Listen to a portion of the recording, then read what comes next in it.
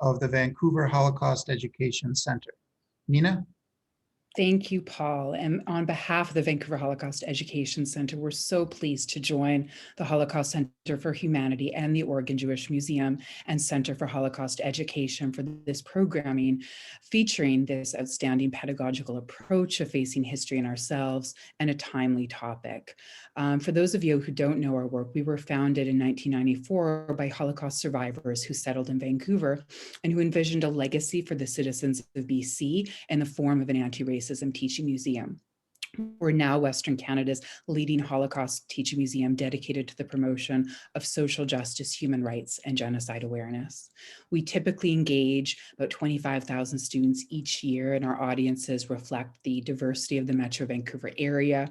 I think one silver lining of the last year has been the expansion of our online programming, which has enabled us to engage students and teachers in regions that may not typically have access to our programs, and of course, to foster important partnerships such as this one. So in fact, we can now invite you all to visit our center via a recorded curatorial tour of our current exhibition, which is accessible on our website, vhec.org. And I think in recent years, as the Holocaust recedes in time, we have actually seen a significant and growing demand for our programs. I think in part, this is fueled by trends around the world and in our own backyard, where we've seen growing anti-Semitism, racism, xenophobia. Hate speech, hate crimes, and the circulation of conspiracy theories have intensified during the pandemic. So this has had teachers turning to the VHC for tools that promote social responsibility, empathy, and critical thinking, skills that are vital to our collective ability to resist disinformation, which, as we've seen, can pose a real threat to democratic norms. So I think in response to some of these trends and the remote learning requirements during the pandemic, we're currently developing a new online workshop tentatively titled Anti-Semitism, You Can Make a Difference, centered around anti-Semitism propaganda and media literacy. And this free resource will launch soon, and we encourage you to check our website for updates about this and upcoming offerings. And we are very much looking forward to today's program on Reflections to Action, Teaching for Civic Agency, and our thanks to this program's partners and supporters, and our thanks to all of you for the vital work that you do as educators to foster a more just and inclusive society. So thank you all. Wonderful. Thank you so much, Nina, and thank you for being here. And we certainly welcome all BC educators. And in addition, we have an additional community sponsor, and I'm really excited to introduce to you Amanda Coven. She is the Director of Education for the Oregon Jewish Museum and Center for Holocaust Education. Amanda? I did it again. I put myself on mute before, so I didn't disrupt anybody, and I did it again. I forgot to take myself off. I'm here now, but thank you, Paul, and the rest of the Holocaust Center for Humanity for putting on this program and facing history in ourselves. I'm sure it's going to be absolutely wonderful today. For those of you who don't know me, my name is Amanda, and I don't want to take up too much of your time, so I'll just tell you some highlights of some things that if you are in the Oregon area, that you can absolutely talk to us about. So we do virtual visits now this year. I think this week, I've done 6 different virtual visits so far. So we've done over 55 this year, so we're pretty good at doing those now, but we have 4 different topics that you can choose from. If you are outside of the Portland area, all of these programs are free. So if you're interested, you can email me. I will put my email in the chat after we're done. But we also host a bunch of PDs throughout the entire year. I'm finishing up our calendar for next year. So hopefully within the upcoming weeks, I can share with all of you what our planned PDs are for next year, and you can put them on your calendar. We have our speakers bureau, we have virtual tours and online experiences. So if you are looking for any help in teaching this, you have 3 different great people to reach out to you to help support. Lastly, the week of August 16th, we're going to be having an Unpacking Senate Bill 664, which is Oregon's mandate to teach about the Holocaust. So if you're interested, it's going to be drop-in sessions. We're going to have 8 sessions total that are live and then recorded ones as well. So you can come to as many or as little as you want, but we're planning those to help people who are like, I don't know where to begin, or what does this bill actually mean for me? Because it is a K-12 bill. And no, we are not expecting people to teach about the Holocaust in 2nd grade, but there are things that you can teach about in 2nd grade that will help students learning to better prepare for it later on. So I will put my email in the chat as well as our website. So if you're interested in getting more information, please feel free to reach out and I would be more than happy to talk with you. Thank you again. That's so great. Thank you, Amanda. And we certainly welcome the many Oregon educators that are joining us today. And in fact, Amanda, what made me think about like, oh man, I need to invite Amanda into this presentation as well, was that when I attended this sort of series of sessions with Facing History featuring Brian Fong, who's our speaker today, I noticed there were many Oregon educators in attendance to that, from Bend to Portland, from all over the place, Detroit, Oregon. So yeah, so I knew that this was a natural partnership.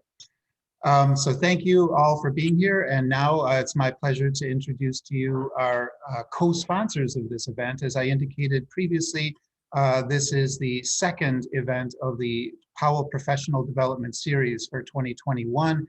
And it's my great pleasure to introduce to you Nancy Powell and Carol Heller. Nancy and Carol are really indispensable to education in this state and beyond, helping educators from throughout the Pacific Northwest and even into California, actually, with annual Powell Fellowships, and this year, this series of presentations.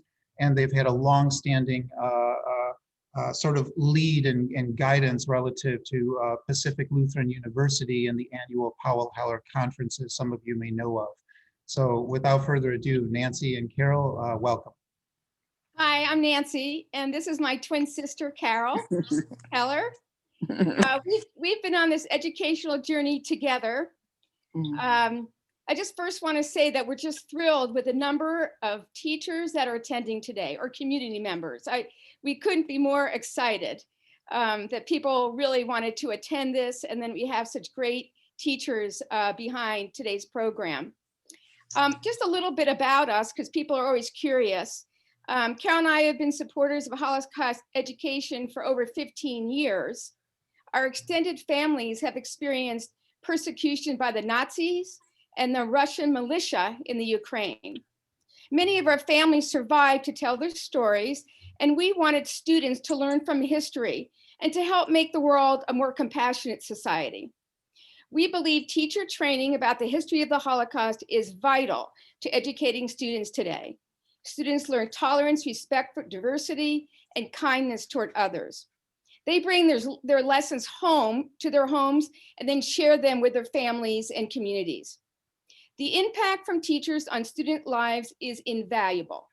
We believe you will make a difference with your students today after you attend today's seminar. So we're excited for the programming, and Carol and I just want to thank you very much. Thank you. Thank you. That's so great. Thank you, Nancy and Carol. It's sure our pleasure to have you here, and we're really excited to get things rolling here. Okay, so before I hand things over to Brian, I'm just going to share screen and just talk about a couple of quick things here, hopefully to lead in.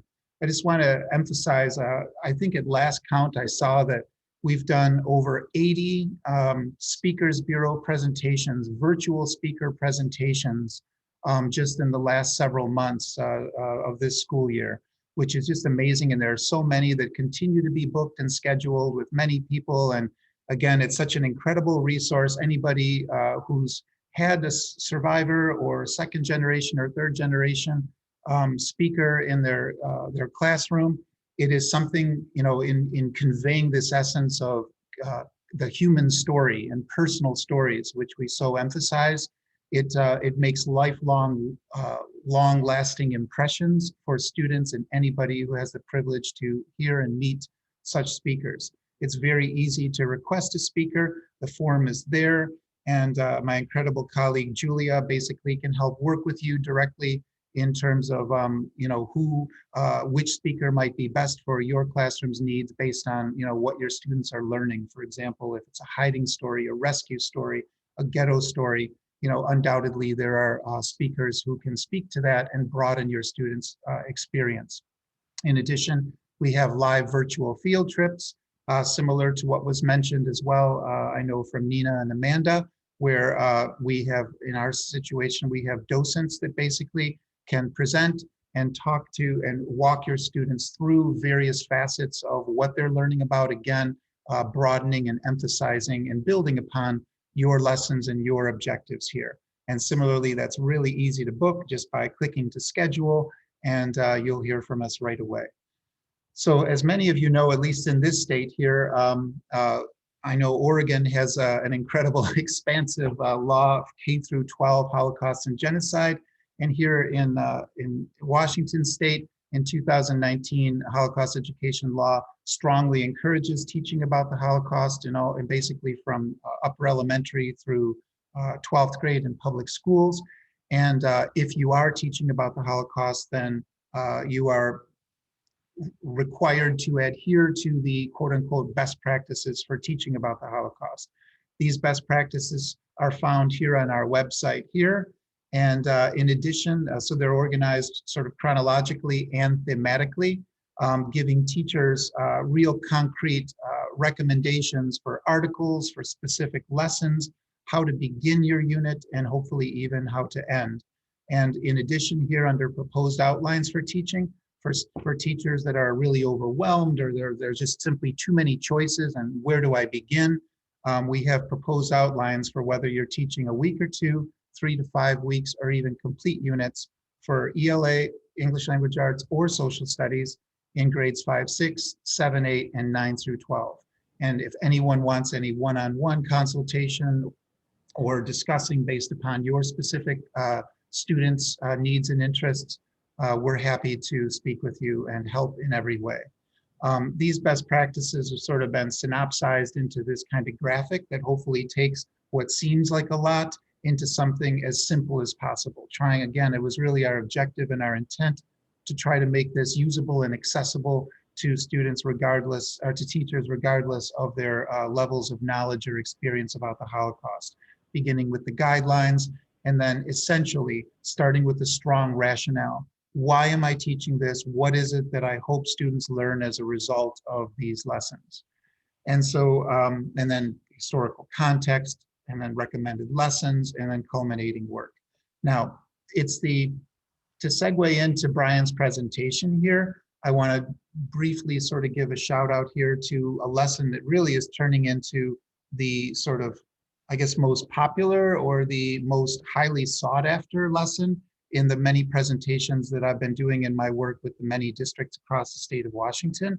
And that is the Pyramid of Hate lesson or activity. It really builds upon an original lesson created by the Anti-Defamation League, and then Echoes and Reflections had added a few things to it, and then we kind of tweaked by imbuing it with some primary sources from our own survivor bank of testimony, video clips, and images and things. And very essentially, the Pyramid of Hate, which essentially looks like this here, it really gets into this idea, engaging students to consider that bias-motivated violence and genocide are not inevitable. It encourages them to realize that their actions and inactions have consequences, and that every student, every one of us, can make a difference. And that really leads in, so the heart of this, right, by using the primary sources to engage students, here's a bunch of video clips and images here, and by engaging students with this, it gives so many talking points and thinking points, analyzing not only the history in terms of like actions and inactions that would fall under the realm of biased attitudes, acts of bias, etc. But they learned that the Holocaust was not inevitable, that there are things, steps that could have been done, that could have been taken then, and in terms of what our obligations are today. What can we do as individual actors to stop the possibility, to stop hatred from moving up, right? So kids, hopefully, as a result of their lessons, they get empowered into this idea that change can begin with them. But often, often students and even teachers are grappling for like, well, what exactly can they do? What actions or lessons or resources, what can I use or show them that can actually give them sort of a blueprint or samples on action that they can realistically take at their age and perhaps regardless of their age. And so on our best practices page here, under confronting racism and genocide, there is a deep dive of enduring lessons. And there are some examples and ideas and lessons that are specific towards that. And one of them centers on this concept of standing up to hatred and intolerance.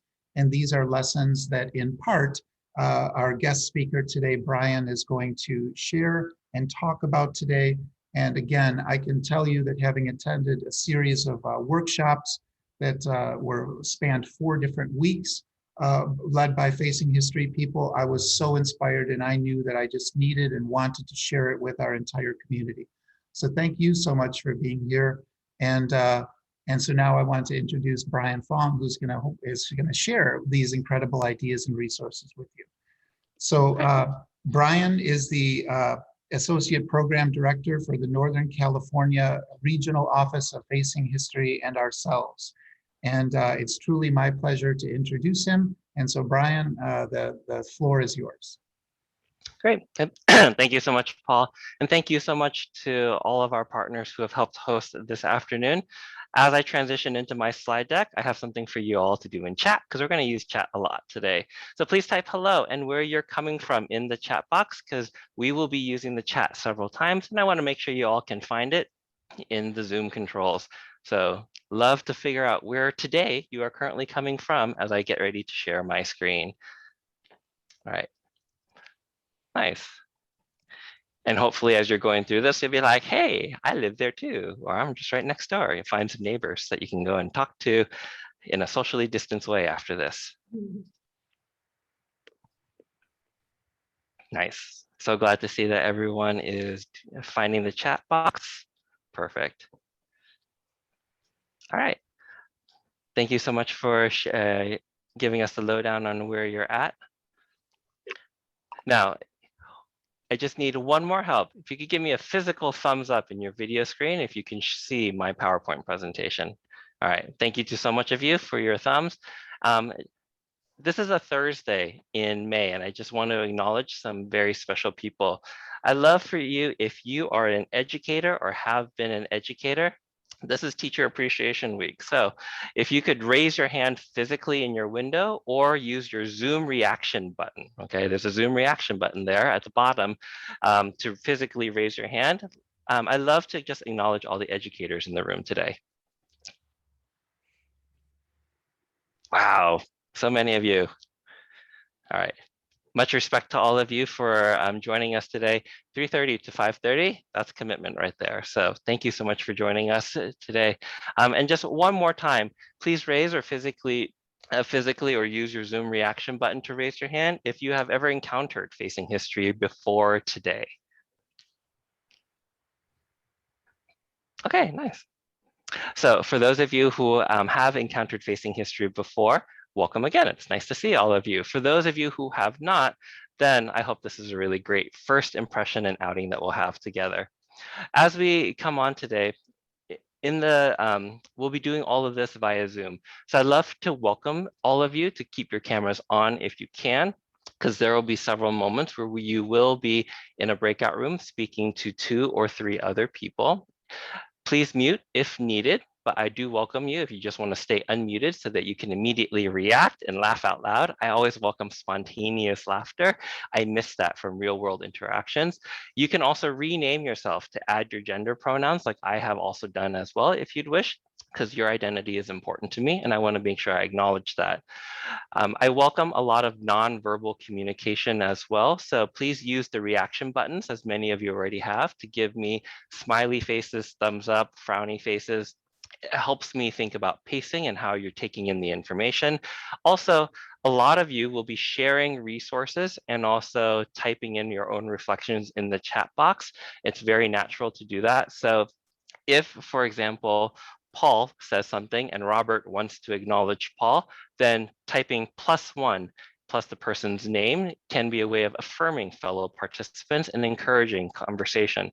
The chat box is going to stay open publicly today, so you can share your content questions, your reflections. You can also share resources, because I know that as educators, that's one of the things that we love to do, is just share what else we've been using. If you need technical assistance at any point, please hit chat only with the host and co-host of this session. So one person I wanted to acknowledge here on the back end is Julia Thompson. She is Paul's colleague, and she will be helping monitor this chat and the Zoom boxes also as well.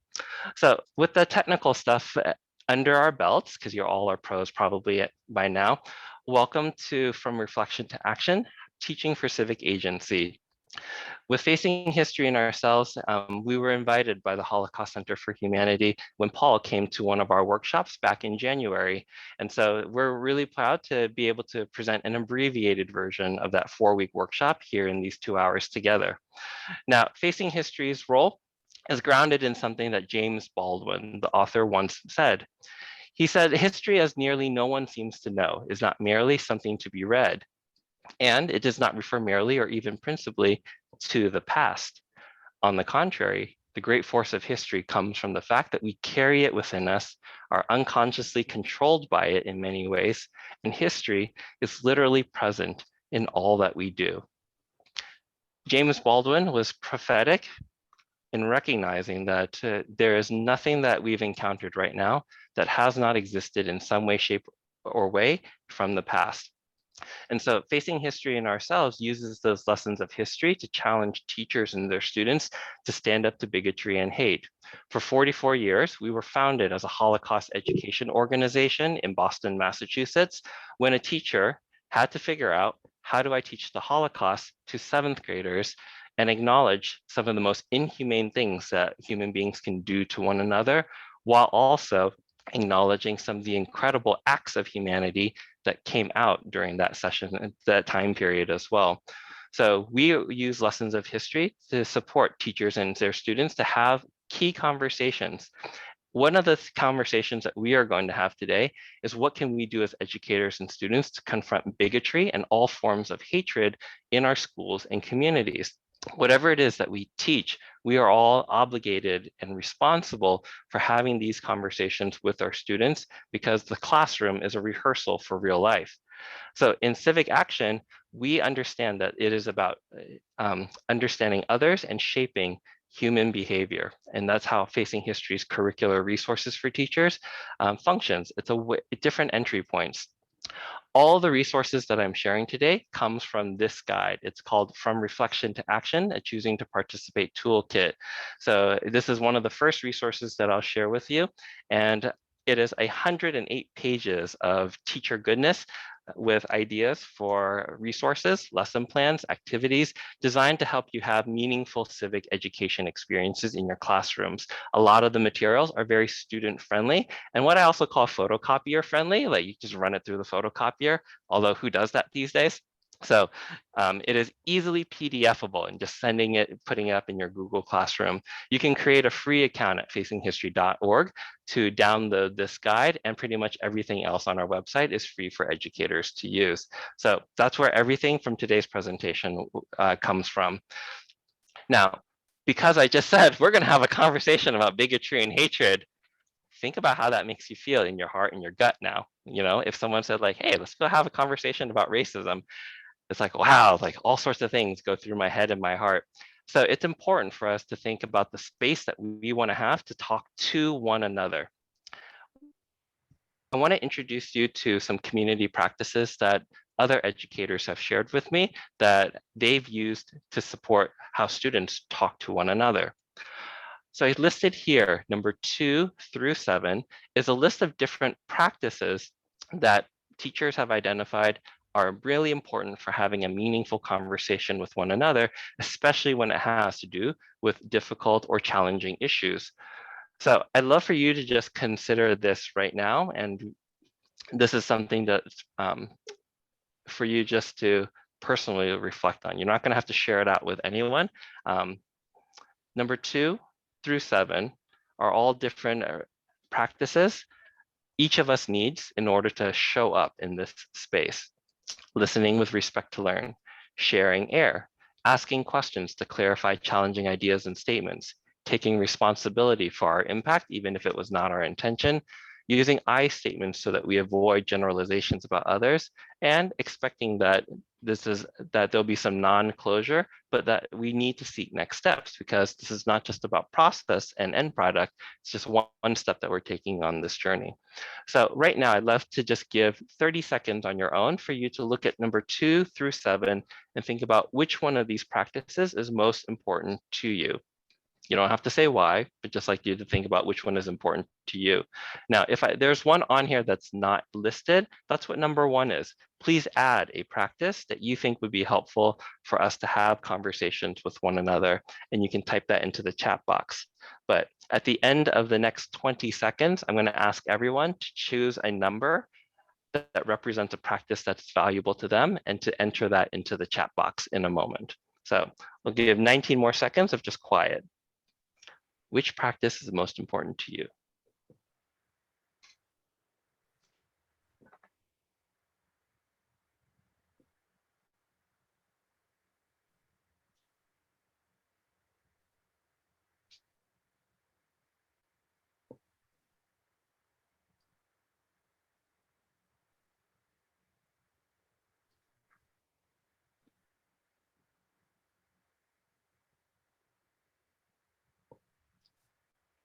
Okay, so you can go ahead and add it into the chat box right now. I see some of you have now started populating it, so thank you. I see some 2s, some 3s, 4s, 5s, and 6s. And again, number 1 is if I've missed something, please type that in and let me know so I can honor that in this space that I'm going to facilitate. Okay, I think at this point, every one of these is there. Grace, I see you on that one. Expect some discomfort. So yes, having conversations about hate and bigotry, that's not actually normal. So yes, we will expect some discomfort.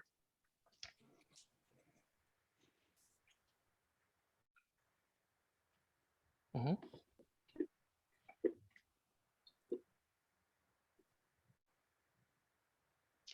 So what I would like you to do is hold on to this practice that you just shared. If if Julia says number 4, asking questions to clarify challenging ideas and statements, hold that for yourself, because if you practice that for yourself, then you're acknowledging what somebody else will need in this room as well. And Branda, I see calling in also as well. I'm a big fan of that. Yes, calling in means that I'm not going to call you out, because calling out can also lead to some degree of shame and blaming. But calling in means that I want to build a relationship with you, and I want to bring you into this conversation by asking you those questions, but also letting you know that there was impact to what you just said to me. So if you hold any of these practices and say, like, if I'm said number 6 is important, if you hold that for yourself, you're going to be honoring what other people need as well. So thank you for just helping us beginning to set some community practices for this space that we're going to be in. So I'm going to acknowledge, why is it important for us to come back together about this topic? The Holocaust is something that that many of our students are learning, have learned about. For all of us, we know this history, but just because it's been taught, have the lessons from the Holocaust actually been learned?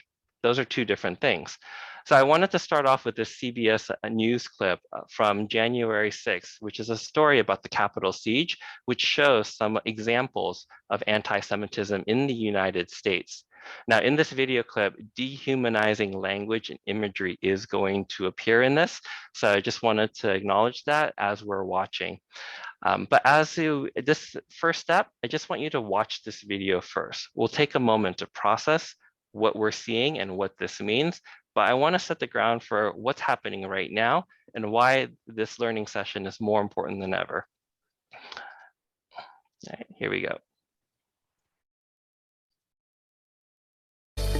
Some of the pro-Trump rioters who stormed the Capitol this month were clothing with anti-Semitic images and messages, the latest sign of a growing problem in America. From 2015 to 2019, anti-Semitic incidents jumped nearly 124%. That is to a record high. And some Jewish leaders say that there is no coincidence here. The growth of crimes against Jews intensified under President Trump. As we prepare to mark International Holocaust Remembrance Day tomorrow, our Jim Axelrod shows us examples of the hate and the personal toll on those targeted. Even among the many disturbing images the country confronted on January 6th, a Confederate flag paraded through the Capitol, for instance. Some were more painful than others for some Americans. The future of the country is at stake here. Take Audrey Glickman, a Jewish woman from Pittsburgh who had to look at rioters wearing Camp Auschwitz sweatshirts. It must hit you viscerally when you see Camp Auschwitz shirts as part of January 6th. Of course it does. How could it not?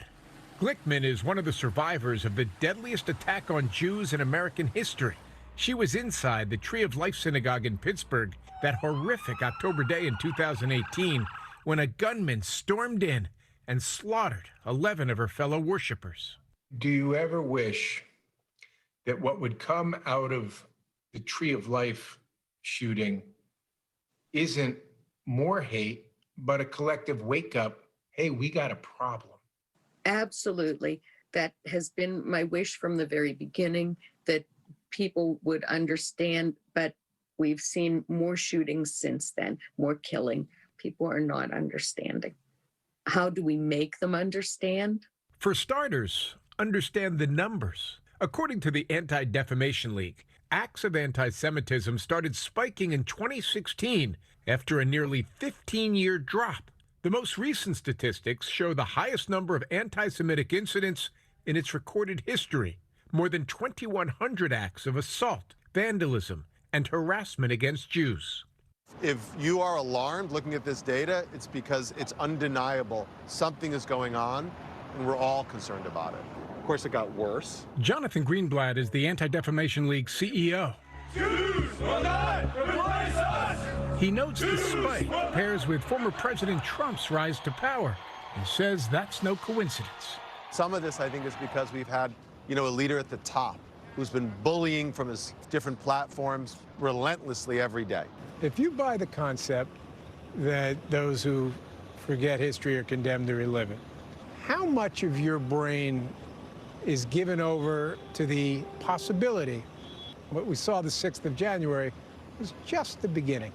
But what I would say to you is that what just happened is really, if you will, the end of the beginning.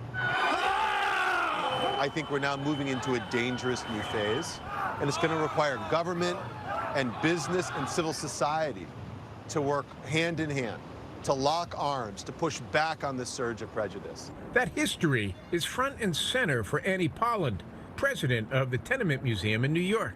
Often in the United States, we study the Holocaust, which is incredibly important, and that needs to be studied too.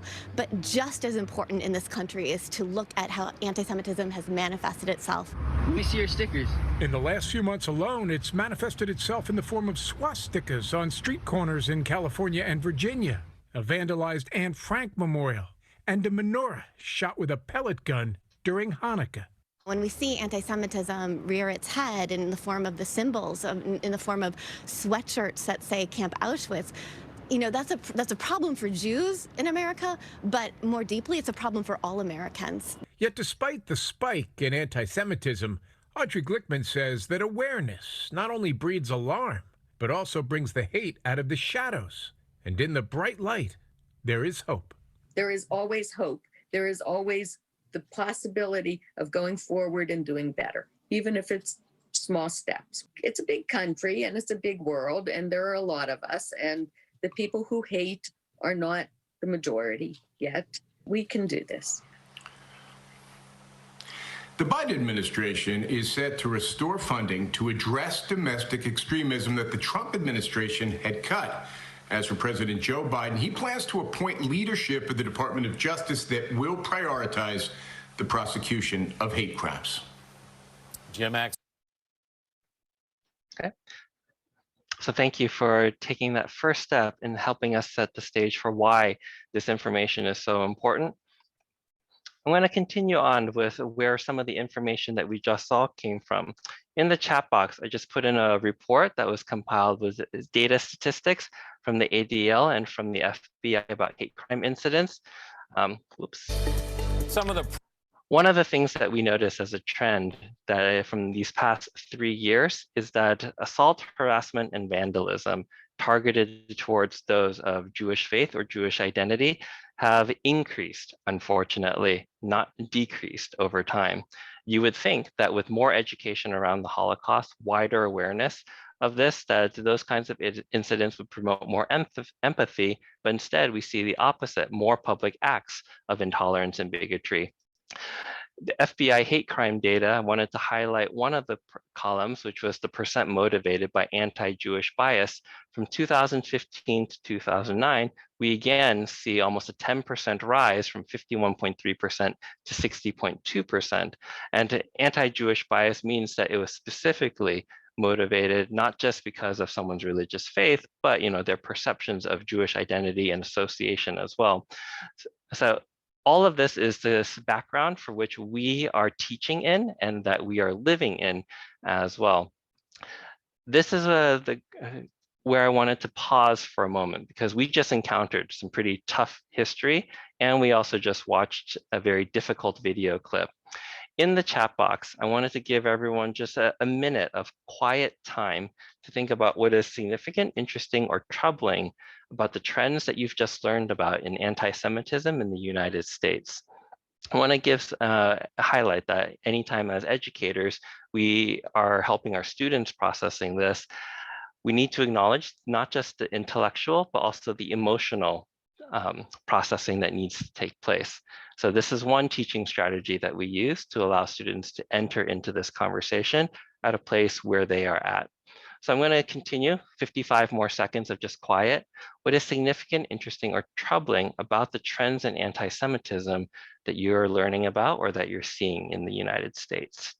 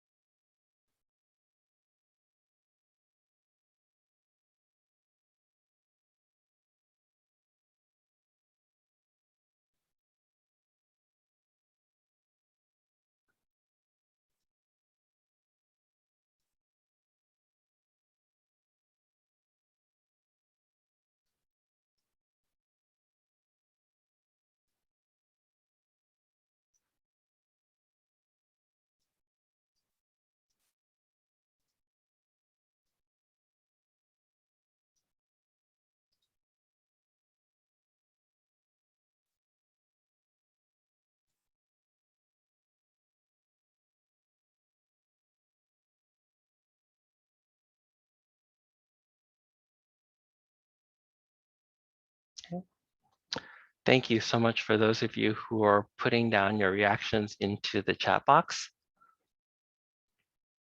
And I encourage those of you who are here to just scroll back up through the comments that people are sharing.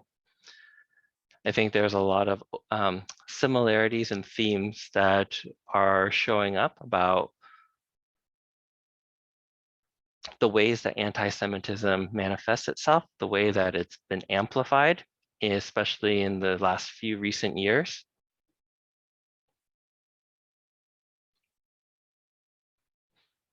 And a lot of this calls into the question of what role do people have within this? We see that organizations, government, the media are all institutions that either are hindering or fighting back acts of anti-Semitism. But what does it mean for our students, for you and for I, to consider what our action is in addressing these issues? The UNESCO 2018 report from this time when anti-Semitism was rising around the world poses 4 recognitions. First, that if we're going to address anti-Semitism through education, we need to recognize it as a global problem. Second, we have to develop education programs that addresses anti-Semitism within the framework of human rights and global citizenship. Third, to build capacity of education systems to address anti-Semitism, conspiracy theories, and all other forms of hate speech. And finally, an increased investment in social cohesion. Fourth is actually where it's the most nebulous one. If you were reading it, and if I were reading it, that's the one where I'm like, I have no idea what social cohesion actually means. But this is where we're taking a stab at it. Facing History and our approach to civic education is really about an increased investment in social cohesion. It's about you and I taking action in either locally, individually, or within groups. I'll leave you a copy with the UNESCO report in the chat box if you want to look more explicitly at it. But the field of education means that we have that possibility of being able to learn together, to do things together, and to take action together. So today we're going to look at the knowledge, skills, and dispositions needed to take civic action, and what are the tools that we need to employ in order to respond to these acts of anti-Semitism and other forms of bigotry, hatred, and injustice. Now, I'm going to start off first by asking you to just write this down either on a Google Doc, on a piece of paper, Post-it note, write it on the tablet in your head. Before I actually share my definition of civic engagement and participation, I'd love for you to think about what is your definition of civic participation? So take a moment right now. I'm going to go quiet for 30 seconds. What's your working definition of civic participation? If you were a teacher, what's the definition that you would share with your students? If you're not a teacher, how would you define it for your friends or family in a conversation? You're not going to share it out loud, but I just want you to have a working definition for yourself first.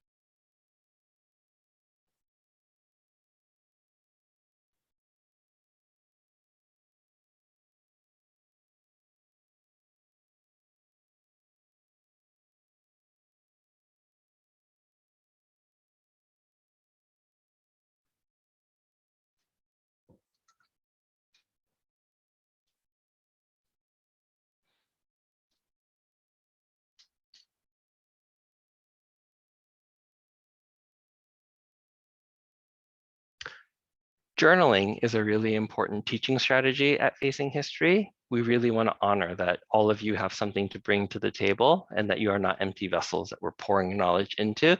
So journaling is one way to help us get some of our thoughts out. For some of you, I wonder, was this a challenging exercise just to even write down and consider, yeah, what does it actually mean to be a civic participant? I know that for myself, it was actually challenging when I actually tried to put words down to something that I thought I knew. Let me push it just a little bit further then. So if you have a working definition of civic participation, and again, this is just your very rough draft, 30-second brainstorm, I'm going to then push it one more step further and think about, well, let's see how your definition of civic participation holds up to real life examples. So in the chat box, I've shared with you a document. There are 4 images in this PDF. And I'm going to give you 4 minutes to look through these 4 images and to think about which one of these images, they're labeled A, B, C, and D, comes closest to represent the working definition of civic participation that you jotted down or that you have in your head. Go ahead and take 4 minutes on your own right now, just to look through those images. Think about A, B, C, or D. Which one comes closest to representing your working definition of civic participation? And at the end of 4 minutes, I'll call us back together so that in the chat box, I'll ask you to type in the letter that best represents your working definition. Okay. And as you're looking, Feel free to go ahead and shut off your camera if you'd like to. And I'll call us back in 3 minutes, 47 seconds.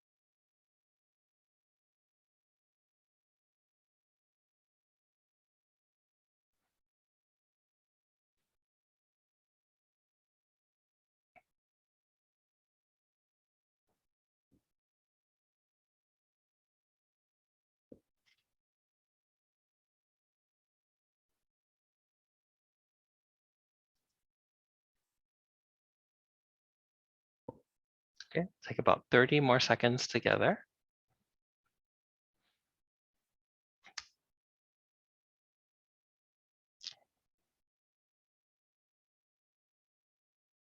Okay, and when you're ready, now coming down to another 10 seconds, go ahead and type into the chat box which image best represents your working definition of civic participation. Okay, I see some A's, I see some B's, I see a C, a combination of two of them also as well. Jody, thank you for sharing your rationale, the passions about voting and inspiring the next generation to participate as well. Okay, a lot of B's, a lot of A's, a lot of C's. Okay. Okay. Claire notes all of them are civic engagement for different kinds of needs. Okay, perfect. And Francis, thanks for asking that question. Julia is going to go ahead and paste the link that I put earlier in the chat of the PDF document so you can have it again. Okay, you know, A, B, and D. Yeah, and D, social media allows for acquiring information and shaping others' opinions also as well. Yeah. So I think what's interesting is that when I do this with my students is that there's a wide range of activities. And actually a lot of my students actually have never considered that them being on their devices, posting messages on social media is a form of civic engagement. But when we think about many of the modern movements that we see today, Black Lives Matter, Stop Asian Hate, a lot of those have a very strong online social media presence that galvanizes people from across time zones and geographical areas. And that is powerful because civic participation is about seeding ideas, and the social media is a powerful way of doing so. So this activity is an interesting way to help students expand, and for ourselves, what we think of as actually civic participation and to refine our definition of it.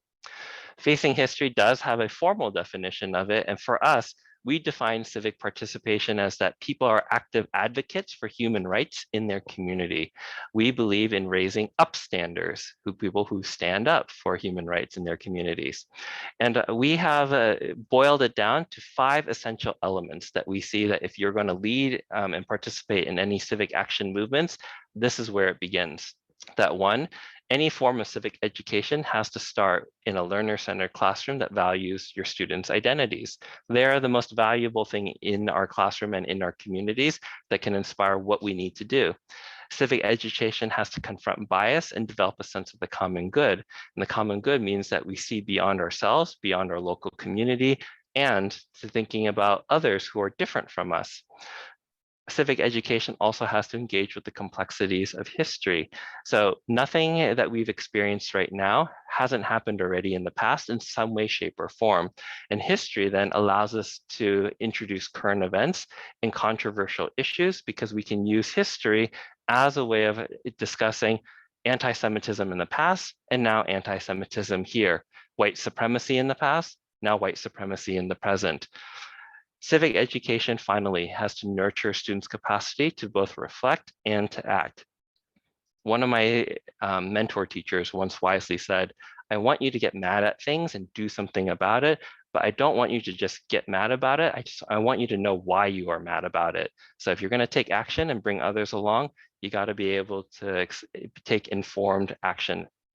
This again comes from the guide that I shared earlier with you, and we'll revisit this and put this into practice now. Let's plan with where we want our students to be. They're in your classrooms for an entire year, 184 days in some cases. Why are we teaching? What is it that we're teaching that is beyond just the subject matter, that inspires students to actually look at their communities and to see what can I do to address the injustices that I see around me and to stand up for other people's full realization of their human rights? This is one school and one teacher's actions down in Los Angeles. The video is called No Human Being Was Born Illegal, and they're tackling two issues. One, homophobia on campus and the rampant use of slurs. And the second one, usage of the word illegal to describe immigrants, undocumented immigrants in their community. And these were things that the students initiated, not the teachers, but the teachers played a role in helping them figure out what their strategy was to engage their community. So as we watch this example, I want to hold this up as like, what is possible in a classroom? What do we want to get to at the end of our 180 days together? As you watch this video, I want you to try to see if you can pick out what are the knowledge, skills, and dispositions that are needed for these students to lead these actions. Knowledge means what book learning did they need to do? Skills, what academic and interpersonal skills did they need to have in order to talk to each other, in order to build an argument? Dispositions, what attitudes and beliefs did they have in order to help them feel, to help them spread awareness and passion about the causes that they're advocating for. And so because they're tackling some pretty controversial issues, again, I want to just note that dehumanizing language and imagery is going to appear in this video. But as you watch, what are the knowledge, skills, and dispositions do you think these students needed in order to take their forms of actions? So here we go. Hey guys, can we just practice what you're gonna say when people walk over? What does this mean, don't drop the I-bomb?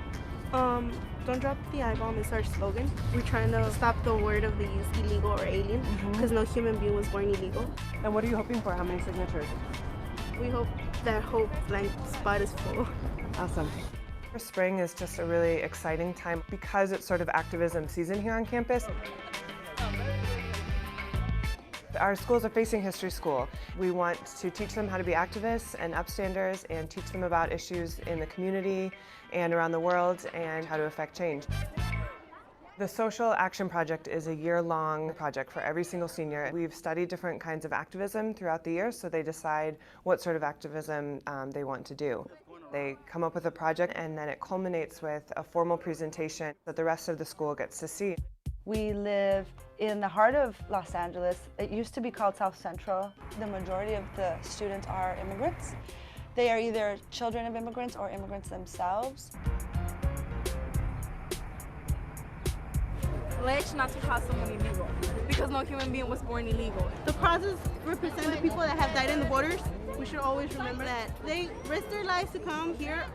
The Don't Drop the I-Bomb group, they had heard in their own communities derogatory use of the word illegal or illegal alien, and they decided to create a campaign to teach people that that's a hurtful term and that there are alternatives. Where'd you write it? Immigration to our group means a lot because we have family backgrounds where they have migrated here, and at a certain point in our lives, we were all called illegal. I'm writing my name because, well, me, my personal life, I'm an immigrant, and well, I really don't like it when people call me an immigrant because we don't come over here to do people wrong. We come over here for a better future for our kids and for ourselves. No human being was born illegal. Yeah. My best friend, she's undocumented, and I love her, and I don't like it when people call her that because it doesn't make others feel good. I'm not gonna use the I word, and I will try to also teach people about how it affects everybody and how it's uncool to be doing that. It was like a wake-up call, like for them to realize that labeling someone is not right. And I kind of, yeah, I'm proud of being doing that.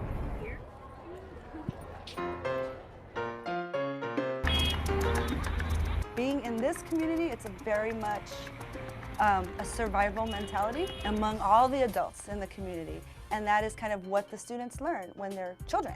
And it's kind of like, how do I get mine? How can I make it in this world? So what we want to teach our students is, it's not enough to just make it in this world. How can you make the world better?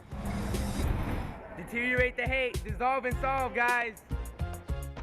So the tape symbolizes the people who are being silenced every day because they're being oppressed. The gay bullying group, they were really concerned with hearing casual use of the expression "that's so gay" on campus. So they learned about the No Hate campaign through the media, and they sort of modified that for our school. And they came up with the idea to paint and then record people or take their photographs with the face paint to have people sort of publicly proclaim their support for their cause. This is called gay bullying, and it's about just preventing from other people from getting hurt, such as like when people say gay, faggot, or stuff like that. And what we're trying to do is to stop all that hate that's going around, because all that hate can lead to death. And hopefully you guys could see more about what is it all about in our pamphlets, because this is an actual issue and people are suiciding themselves every day because people put them down. At first I was like, nah, you know, like, I'm not my thing, I'm not gay, or I don't like that, stuff like that. But it's like, after you research it, it's like, you know, it's something really like powerful that's going on. Me and my project have gathered together and we talked about how we should spread out the word now outside our communities. It's what we've seen again and again with our students is when they find something that really matters to them personally, they stop thinking of it as a school assignment and it becomes their own sort of personal mission. I was so proud of the Don't Drop the I-Bomb group because they took on an issue that was of such significance to them personally. They gave it so much thought and they were so emotionally involved. And I know that they will take that feeling that they had yesterday and they'll carry it with them. We all have to stand up. Even if we're not undocumented, we all have to help each other out and stop the word. When I go home today, I'm gonna go home and tell my parents everything I saw today, everything I lived, everything I experienced, everything I learned. And that's how we spread awareness. Each person telling another person makes a difference at the end. What about if I heard him say it to somebody else? I think I think. You don't want to hear them. To move forward.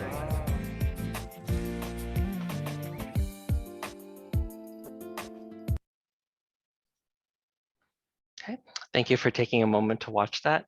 So I'm going to ask you all right now to take a moment just to reflect on that video and to consider what knowledge, skills, and dispositions did you see taking place, and to share that in the chat box. Now, if you're an educator, I included a graphic organizer in there in the chat box because I know that that's how I do. I need, it's not real unless there's a graphic organizer there. So there is feel free to use that one because I use it with my students also as well to give them and analyze examples of other students taking action. So just I'm going to give a moment of quiet right now. And in the chat box, what knowledge, skills, or dispositions did you notice these students possessing, sharing, and exhibiting? Okay, we'll take 1 minute to reflect on that. And when you're ready, you can share that in the chat box.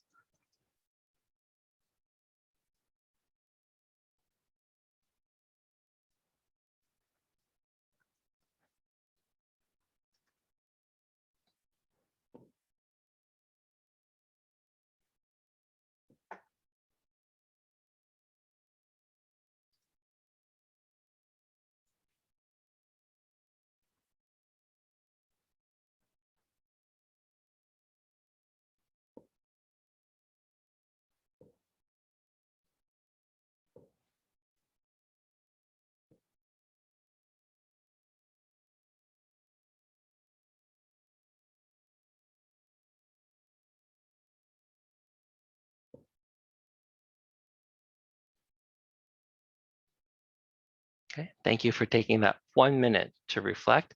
There was a lot that these students demonstrated. I'm always particularly struck by the one student in the very middle of the video. He said, nah, this is not my thing. I'm not gay, so like, why do I care? And I think that was a really key moment in realizing that that is what it looks like to advocate for the common good. That's human rights for all of us is what we're striving for, not just the rights that I care about, but the things that all of us need to have acknowledged.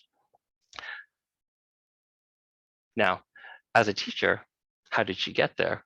And what I do know that this teacher did was that she helped them analyze the knowledge, the skills, and the dispositions that other students demonstrated. If you remember, the teacher said, this is social activism season here on campus.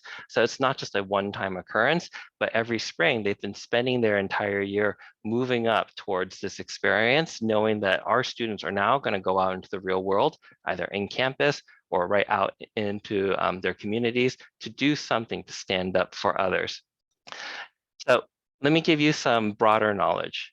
All of our work, of course, needs to be aligned to the state history standards and civic standards that we are all working under. So I wanted to capture this in particular. No matter what standards you're using, what would civic action look like? The kinds of knowledge that we need our students to have is that they have to understand government. They have to understand political ideologies. They have to understand basic things like civic and constitutional rights and the history and heritage of all of these above things.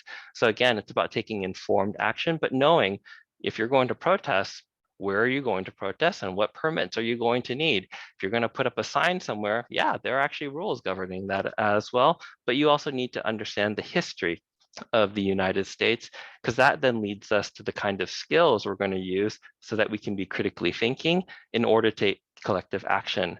You have to know how to speak clearly. You have to be able to listen to others. You have to be able to collaborate in order to lead to community organizing or public advocacy.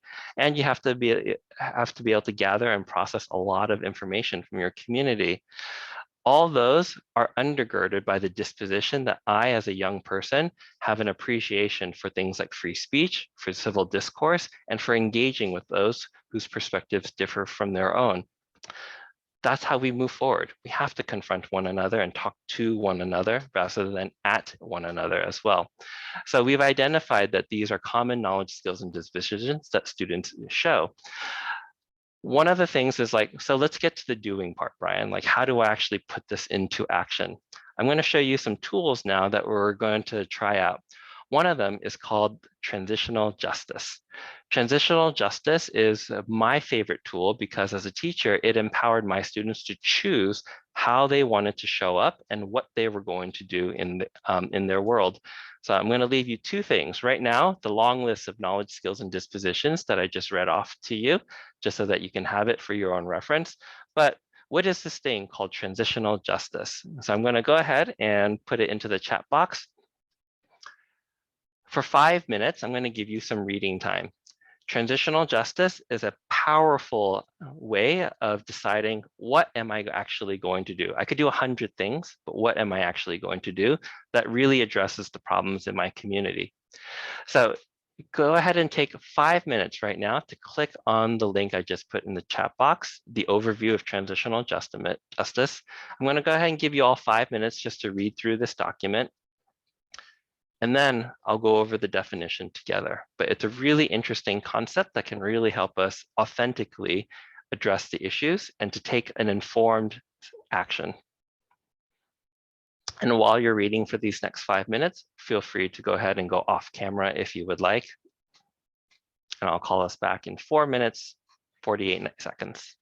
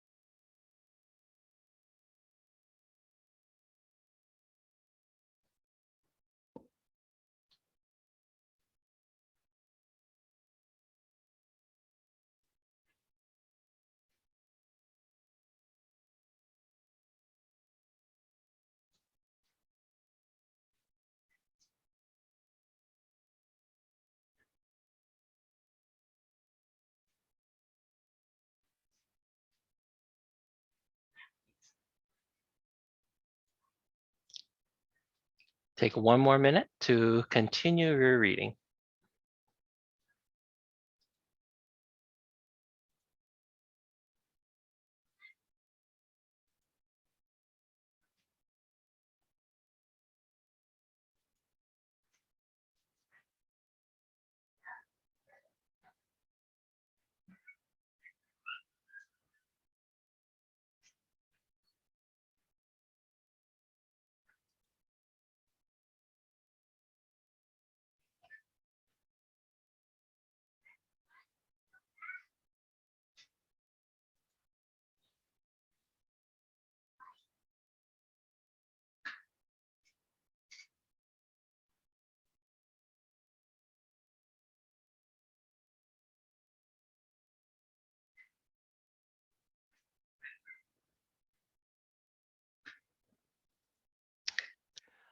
Thank you for taking that time to read. I'm going to go welcome you back. And if you want to switch on your cameras, feel free to.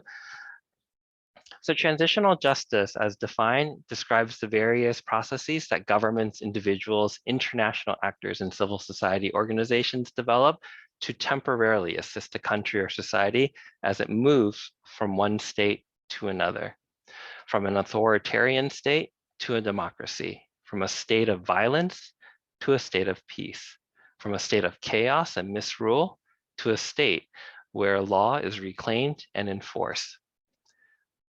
So in this definition, how does transitional justice actually look like in real life? What are the actions that ordinary people, groups, governments can take in order to shift us from the state that we're currently in to a state that we want to aspire to? Again, nothing is real unless there is an actual graphic organizer for me to use with my students. So I've created a graphic organizer here to use because I asked my students, I want you to identify forms of transitional justice that we see happening in the world around us. And so when I asked students to apply this lens to the United States, for example, what are forms of transitional justice do we see? For example, are there cultural responses like erecting memorials or renaming things in order to achieve that? Are there acts of reparations and restorations? Do we recognize that harm has been done in the past and that we need to restore the rights and also the property of those who have been unjustly pillaged? What judicial responses can there be? Do we have to change laws in Congress and also within our court systems? Are there any truth-seeking efforts where we actually do want to realistically confront what has happened in our past so that we can take action in the present day? So as I go through several examples, we're going to come back to what these different forms might actually look like, but I wanted to highlight the particular role that schools have as a form of transitional justice. The essential goal of education is to transform children into citizens who can function beyond just the circle of the family. The tools of transitional justice, especially the tool of education, can act as a means of political learning across communities, foster trust and recognition, and serve to break down harmful myths and stereotypes. And that comes from the International Center for Transitional Justice, a arm of the United Nations. So let's look at some real world examples. One of the schools we work with out in Providence, Rhode Island, formed the Providence Student Union, a citywide group of youth advocates who are looking to reform their curriculum because they recognize what I'm being taught in my textbooks is very Western European centric and doesn't acknowledge the histories of the students who are actually in the district. Most of them are Cape Verdean, Afro-Caribbean, and there's very little of their histories being taught.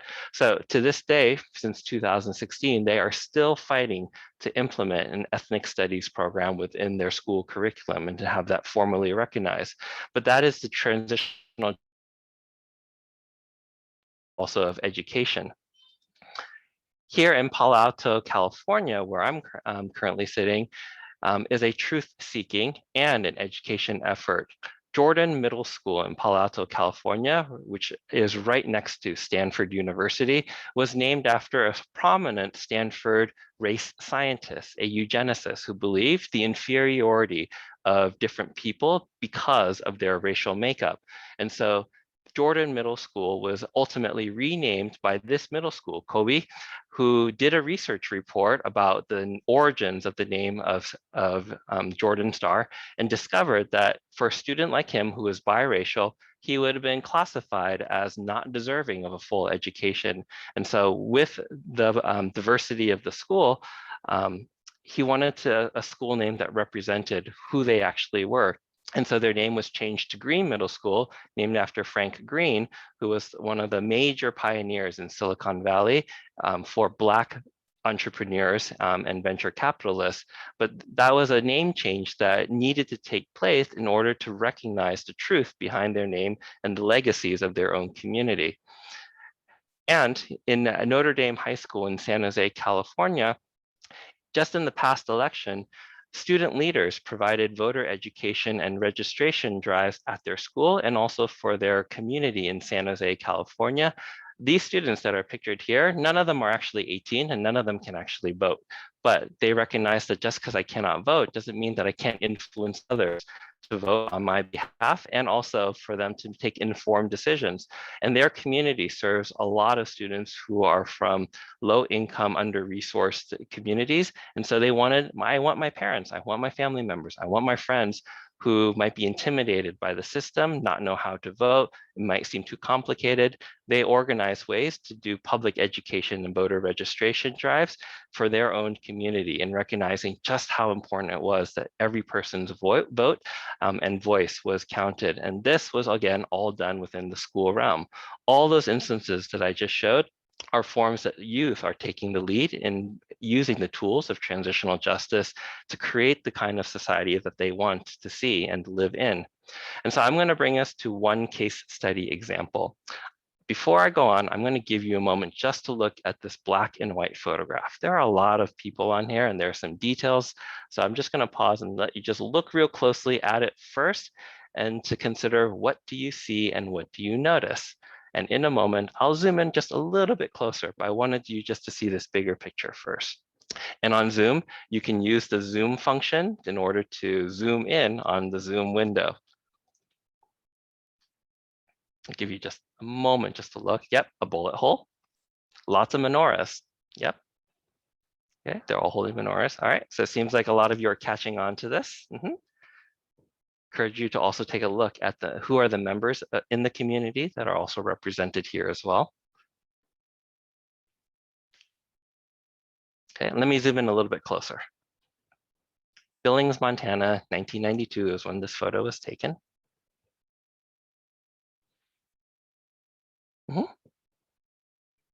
Yeah, various religious leaders, various members of the indigenous communities, many people who actually may not identify as Jewish. Yeah, so this is interesting.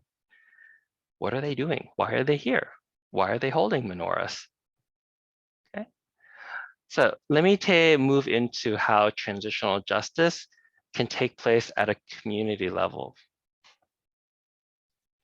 So in Billings, Montana, something happened. And as you can imagine, it was an act of anti-Semitism, but also had undertones of racism as well. I'm going to introduce to you Billings, Montana, this action that happened in 1992. And I'd like for you to actually see if you can identify how this community and different individuals use forms of transitional justice to address the acts of hatred that happened in their community. So the transitional justice graphic organizer that I shared with you earlier can be useful to pinpoint, is this a judicial response? Was there a cultural response? What were the roles of schools and of students within this? So I'm going to introduce this to you by watching the video first of what happened in Billings, Montana. And then I'm going to share with you a very short reading so that you can get some of the more in-depth information about what actually happened in 1992 and what this community actually did when forms of hatred began to publicly appear in their town. So I'm going to share this video right now. And again, just keep your eyes open for what forms of transitional justice did they try to take on to address what was going on in their town.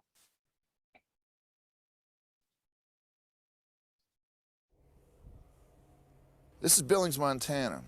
One winter a few years ago, the people here found some simple ways to draw together by taking a stand against hate and intolerance. We told their story in a PBS special called Not in Our Town. Their actions inspired communities all over the country to do the same. When hate happens, or someone is attacked, or a church is burned, respond. Hate crimes happen every day in this country, but they're often ignored. The people of Billings, Montana decided not to look the other way. And here's what they did that inspired other communities to do the same. When a Native American family's home was defaced with racist graffiti, 30 members of the Painters Union showed up to paint over it. So many of the times, there's a cause and I end up standing on the sidelines too much. I would feel something, but I never really did a lot to do anything about anything. And I was really glad to help paint the house, and more so, to help convey a message to these guys that the community will not stand for that. When services at an African-American church were disrupted by skinheads, members of other religious denominations from throughout Billings attended to help secure the church. Denomination didn't count, ethnic background didn't count, color of skin didn't count. It was just that we were one, people all together as one, and they did rally around, let them know, hey, if you bite one, you bite us all. Billings Police Chief Wayne Inman took a strong stand against the hate crimes and became actively involved in the community's response. If a police chief doesn't take a visible and active role, then there's an assumption that everything is all right. And these hate groups have learned through experience that if a community doesn't respond, then the community accepts. Silence is acceptance to them. Hate flyers were posted near the synagogue, and the Jewish cemetery was desecrated.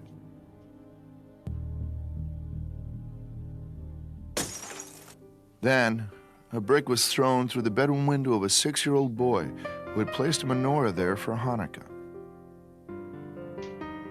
I remember discussing it with the publisher of the Gazette the next morning after this had happened and saying that please make this front page news because I want people to understand what it's like to be Jewish. I guess it was a question of looking for an image that kind of put this together. During the Second World War, the Danish king is reputed to have come out after the Jewish community there was forced to wear stars by the Nazi occupiers, that he was reported to have come out with a yellow star too.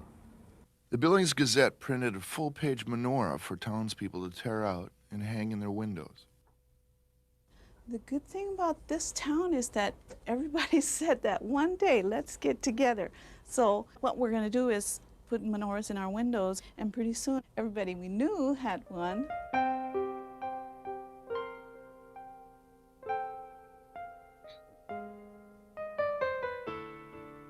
By late December, nearly 10,000 people in Billings, Montana had menorahs in their windows.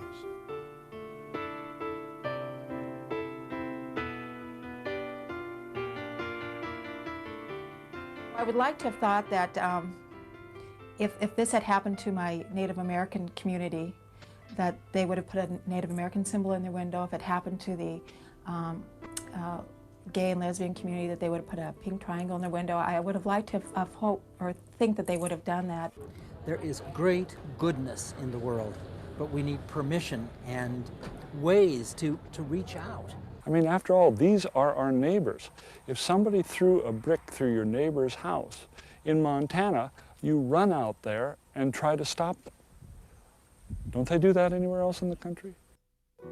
In this particular case, I think the best part of it surfaced. I was very proud of Billings for that. Just one tiny candle we lit, and it wasn't much, but that was something. I really liked Billings, Montana a lot. Life seemed, I don't know, simpler here. I don't mean simpler like not as smart or less sophisticated. I mean more straightforward. You know, it's been called the all-American city. You gotta like that. Especially if you think that America is a place where ordinary citizens will put themselves on the front lines to fight the everyday battle against intolerance. And I'm not sure it's a war that will ever be won without the Bob Maxwells and the Sarah Anthonys and the Reverend Freemans. It surely will be lost. Today, not in our town. Tomorrow, not in our country. It's a nice thought.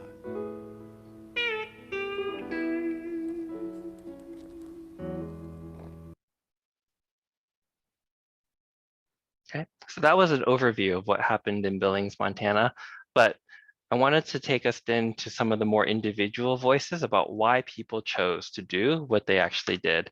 So in the chat box is a very short reading about what took place in Billings, Montana from Facing History's website. I'd like for you to go ahead and click on that so that you can see why individuals chose to do what they actually chose to do and how they actually came together. And as you're reading this, what forms of transitional justice did you see people taking? Did they take cultural acts? You know, did they did something legally happen? What took place? You know, perhaps in solidarity with one another. So use the graphic organizer that outlines the forms of transitional justice to see what you see. Notice in their people's behavior. So I'll go ahead and just take another 5 minutes till the top of the hour to just read what happened there, and then we'll post up in the chat what forms of transitional justice did you see. And again, while you're reading, you can turn off your video if you'd like, and I'll call us back in 5 minutes.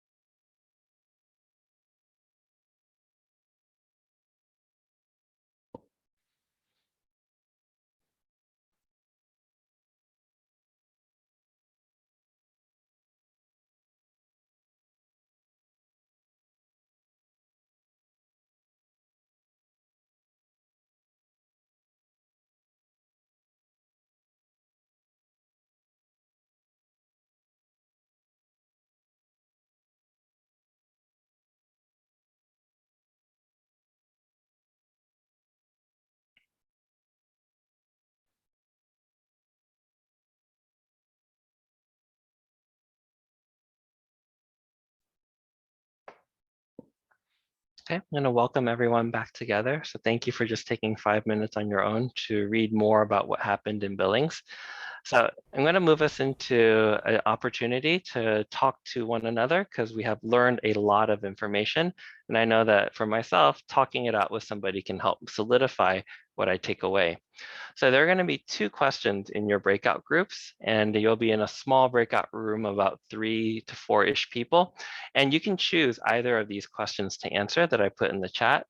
What forms of transitional justice did you see taking place in Billings when hate showed up in the town? And then, or you can choose what was meaningful for you about the process and product of the civic action, because different people chose to take different types of actions. So this is a chance to also react to this about what was meaning for you about the process and the products of what you saw taking place in this town. Julia is going to open up the breakout rooms right now, and so you'll be moved in there and you'll have about 9 minutes to just share. So I encourage everyone to take turns sharing their answers before you engage in a larger group discussion. Share first, and then you can have a general reaction towards one another, okay? So choose either question to answer, and we'll see you back here in about 9 minutes.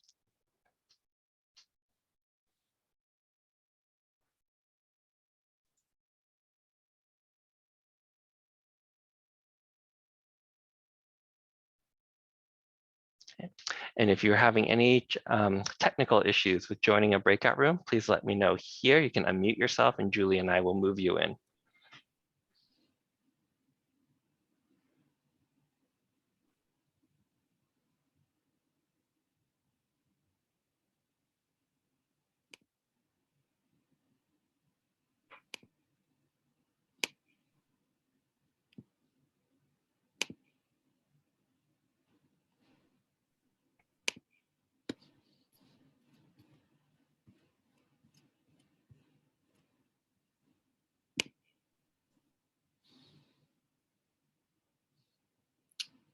Looks like we've got about a dozen people kind of stuck in the main room with us. Okay, got it. I am going to go ahead and shift Jessica in room 8 over into room 7 right now. I was thinking maybe I'll go ahead and join room 11 because there's only 2 people in there. Yep, room 11 is fine. Actually, room 12, I'm going to go ahead and move Agata into room 5 right now. Agata's not actually there. I was in that room. Oh, okay, got it. Yeah, I was going to say, I think there's a few people, they've been coming in and out, so there might be like a little something tricky with their connection. Okay, got it. Right. I was surprised we ended up with some 2s. Oh well.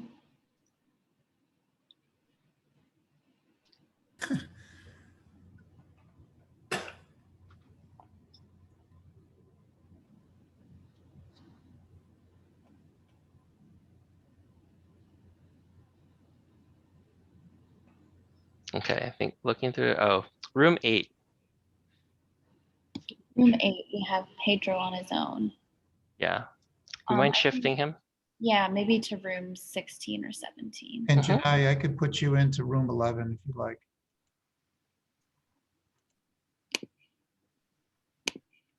That's great, Paul. Thank you.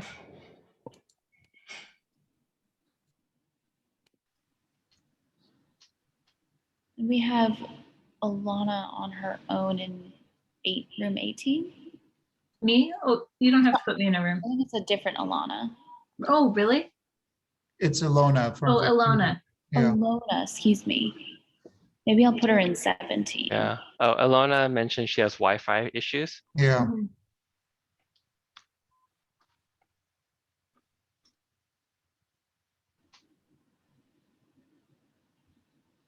Okay, well, everyone has at least a 2, which is good. Thanks, Julia. Yeah, of course. Okay, so we'll bring people back at 5:10.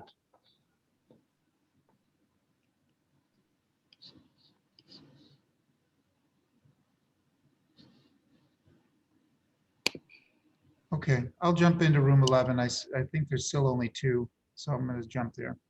Okay, thanks, Paul.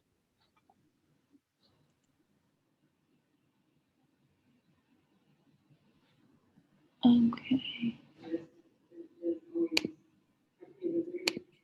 Brian, I just want to tell you, I really love some of the strategies you've been using on keeping people engaged on this online platform. It's Thank you. giving me lots of ideas. You've just been really, really great. Thank you. We're trying, you know. Yeah, very innovative. Mm-hmm. I think this is the first time I've been in a program where the presenter has given me time to read something. Mm-hmm. Yeah. I love it. Yeah, that's big, you know, just let's have some time to think. Mm-hmm. Well, from a fellow educator, that is the highest praise. So thank you. Really, I mean, you're really an outstanding presenter. It's really great. Yeah, I've learned a lot of these tips and tricks from the teachers that I work with. So for part of Teacher Appreciation Week, just like it's amazing what they do day in and day out, 7 times over and over again with, you know, screens that are just completely blanked. Oh my God. I know it. I know it.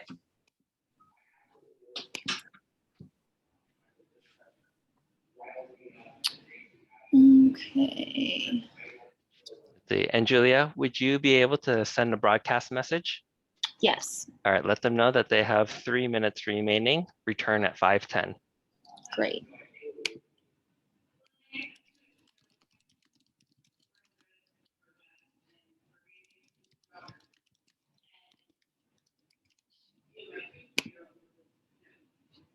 Okay, thank you. Sure.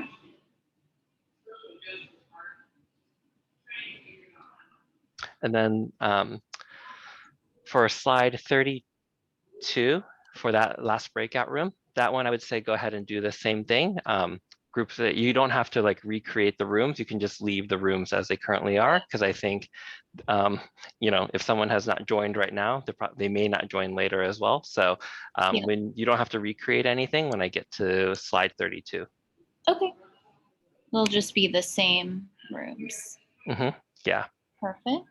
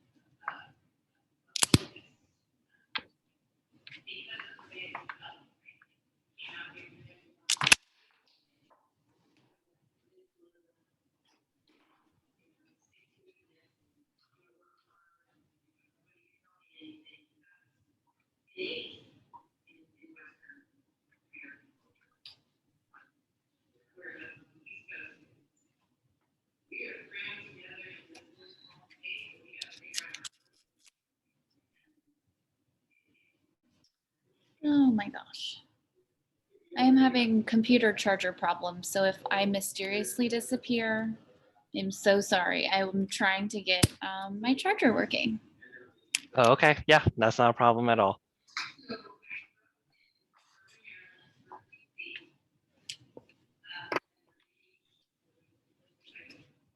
Julia, is there anything you want me to do to help us back up?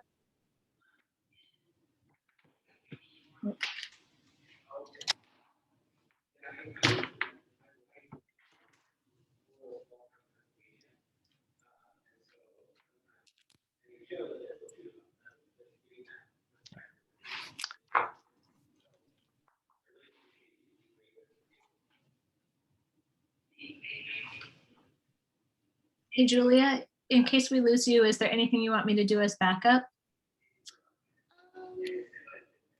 I think I am okay for now. Okay. I have what I'm gonna do, maybe just to be extra safe, is promote you to, well, promote Brian to be a host in case I. Oh, hi everybody. Great. Hi, everyone. Welcome back. Raise your hand if you're not here. All right. The middle school teacher in me just had to ask a teacher joke. Thank you for taking a few minutes to talk and chat with one another, because I know that talking it out loud can help reinforce what it is that we're learning, especially since there's been a lot of information we've been processing today. So I wanted to bring us into one more way of explicitly naming things that we saw happening at Billings, Montana. So I'm going to continue sharing my screen. When some people come back, I also recognize that some of you may not be able to see my screen. Can you just give me a thumbs up if you're able to see my PowerPoint right now? Okay, perfect. So the final thing I wanted to share with you is to be more explicit about what some of these folks in Billings did, but also what the students that you saw earlier were doing as well. Martha Minow, Dean of the Harvard Law School, wrote that there are ways that we exercise agency. And so one of the ways that we do so is pulling on different levers of power. She identifies several different levers of power that we can pull in order to make change happen. And so in this levers of power graphic organizer, there is the possibility of maybe this problem that we're facing needs to have a government response. So we need to pull that particular lever of power. Maybe the problem that we face right now is something that industry or commercial organizations need to be involved in, because environmental issues especially often include industry. So how do we exercise our levers of power there? Maybe it is about the media or the internet, that when we see hate speech going up online, when we see websites that are promoting conspiracy theories or hate speech and propaganda, what is our response to that? So what levers of power can we exercise in order to address what we see there?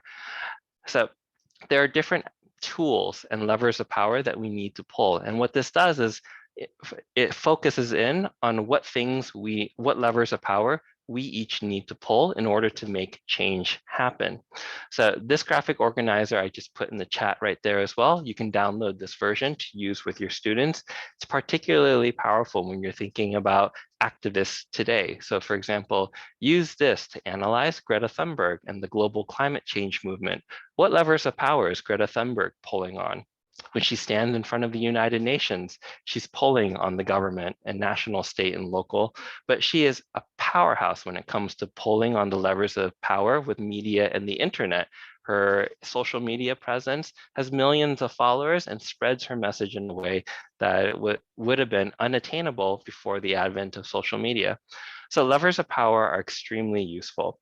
And I wanted you to see what it looks like in action and to use levers of power as a way of seeing those actions taking place. So right now, I'm going to put in a Padlet. A Padlet is a website that collects a bunch of different stories together. And so there are a series of civic actions listed on here that are specifically about addressing Jewish identity and anti-Semitism in the present day. These are students, youth, people coming together to think about where we began, the rise in anti-Semitism that we are seeing in our world. As you visit this Civic Action Padlet and clicking on that link, there are several stories there. Go ahead and just choose one story to read, and I'll give you about 5 minutes to do so. As you are reading, all of these are examples of transitional justice, but I want you to specifically look at what levers of power are these various activists and their movements utilizing. So you choose one of the stories, and then which levers of power do you actually see them pulling on in order to make change within their communities? So I'm going to go ahead and invite you again to go ahead and shut off your camera if you'd like. Choose one story that's listed on this Padlet, read that story, and I'll call you back in about 5 minutes from now so that we'll do one last closing activity. Okay, and the Padlet should look just like this, and you can choose one of those 5 stories to read.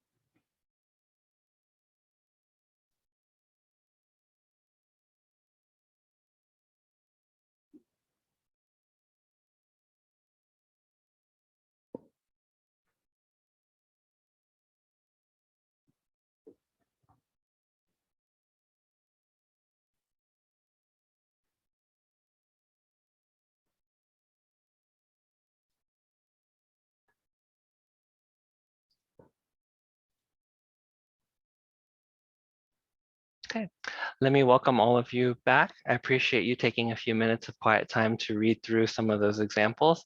I purposely chose examples that were not necessarily the public marches in the streets or major pieces of legislation being passed in state senates and houses and congresses. I purposely chose things that ordinary, regular people are doing to respond to what the forms of injustice that they see in their community, and specifically in thinking about addressing anti-Semitism and Jewish identity. So in the chat box, as I bring everyone back together, I'd like for you to just share which levers of power did you see being used in any of the examples that you read about. This is a check for understanding question. So in the chat box, did you see the levers of power of government being pulled? Did you see organizations and charities leveraging their power? Did you see industry coming together? Was it social media and the internet? Did schools play a role in this? So in the chat box, just share what levers of power did you see in any of the examples that you read about? And I'll give a moment for you to type.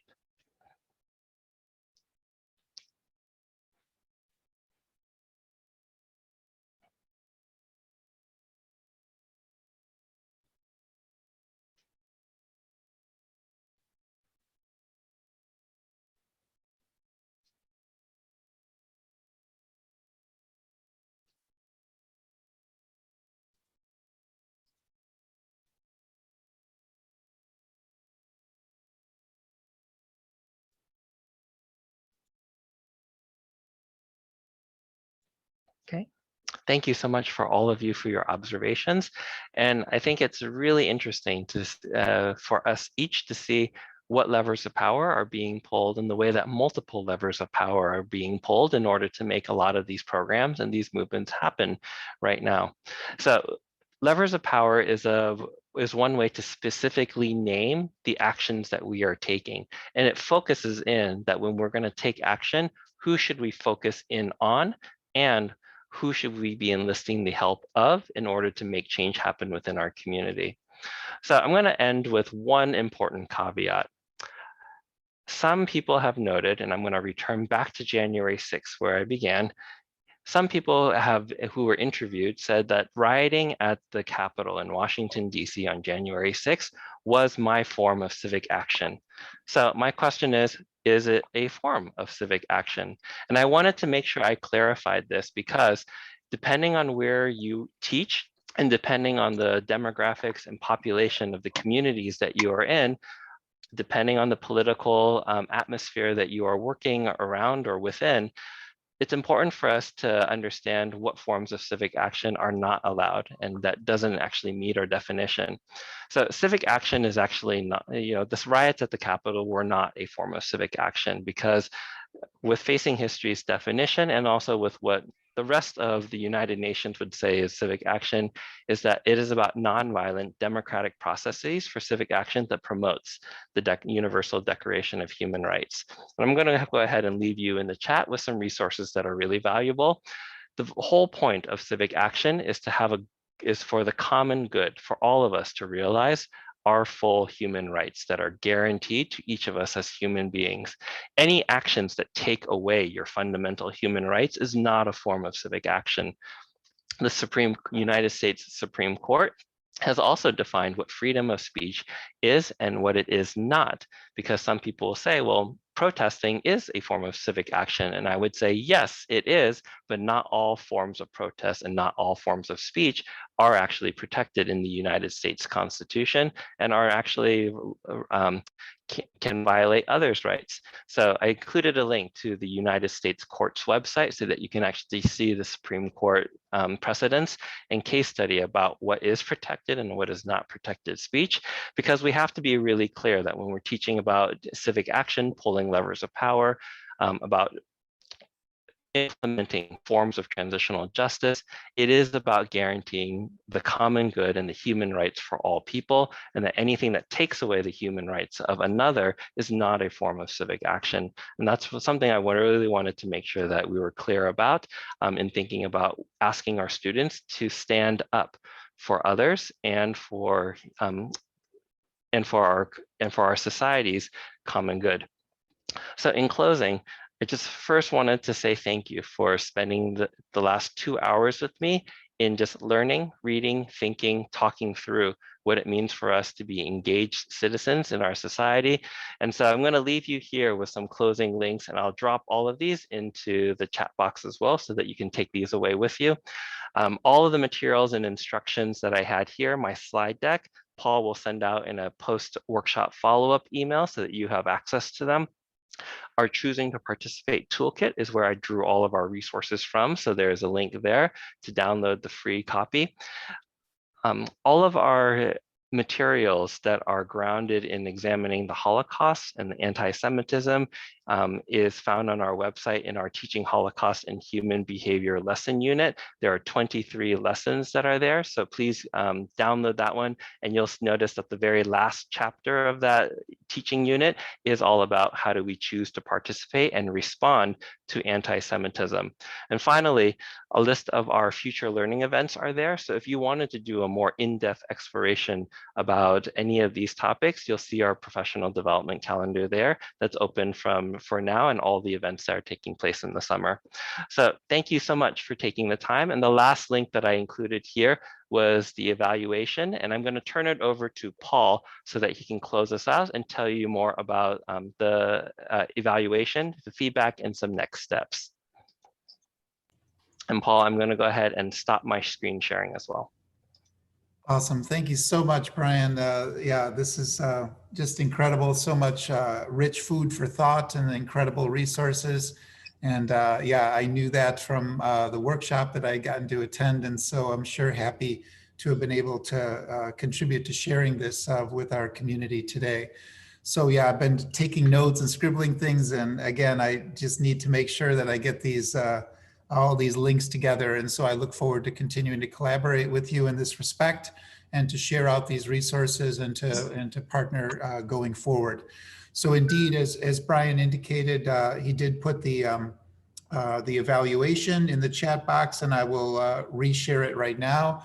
We really would appreciate that, both for Facing History's perspective and for us at the Holocaust Center as well. And again, I'd like to really re-thank Nancy Powell and Carol Heller. This has been an incredible session that I hope that everyone feels really grateful to have attended. And also a big shout out again to our community